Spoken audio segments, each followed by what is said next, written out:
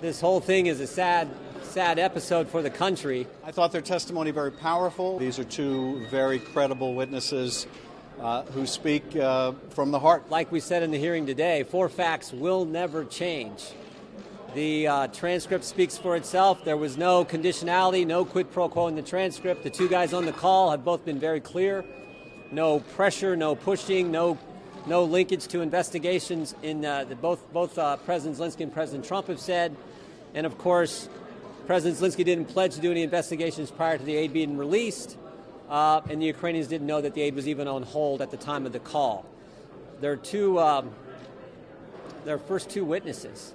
Neither one of them's ever talked to the president, talked to Chief of Staff Mulvaney, or talked with Mayor Giuliani. And as I said with Ambassador Taylor, he had 3 meetings with President Zelensky, and all 3 of those meetings never once did this idea of linking security assistance dollars to an investigation ever come up.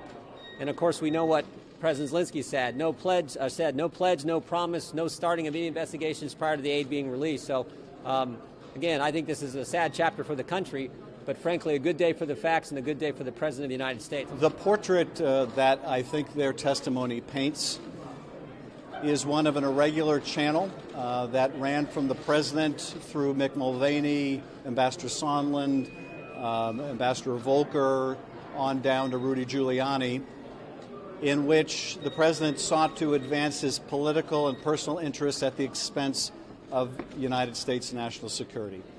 And the President did that by pressing this vulnerable ally to get involved in the next presidential election in a way that the President thought would advance his re-election prospects. Did so by inviting Zelensky to do these political investigations, and more than that, did so by conditioning a White House meeting as well as ultimately hundreds of millions of dollars in military aid needed by this ally. What we don't expect, the facts are largely going to be contested. There wasn't much of an effort by the Republicans today to contest these facts. Ultimately, what we will need to decide, and what I hope members on both sides of the aisle in the House and if necessary in the Senate, what I hope members will think about is, what do these facts mean for the future of our country? What do these facts mean in terms of what Americans should expect from a President of the United States? Are we prepared to say that asking a foreign nation now to intervene in our elections is something that is a perk of the office of the presidency? Are we prepared to say that conditioning taxpayer-funded military assistance to an ally that is fighting a fight in which we have a deep stake is also now a perk of the office of the presidency?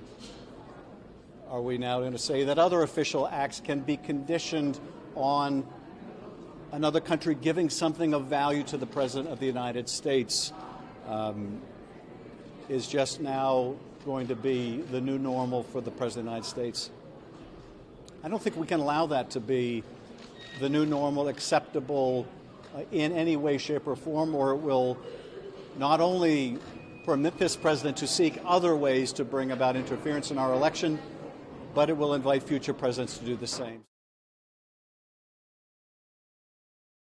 Hey, NBC News viewers, thanks for checking out our YouTube channel. Subscribe by clicking on that button down here, and click on any of the videos over here to watch the latest interviews, show highlights, and digital exclusives. Thanks for watching.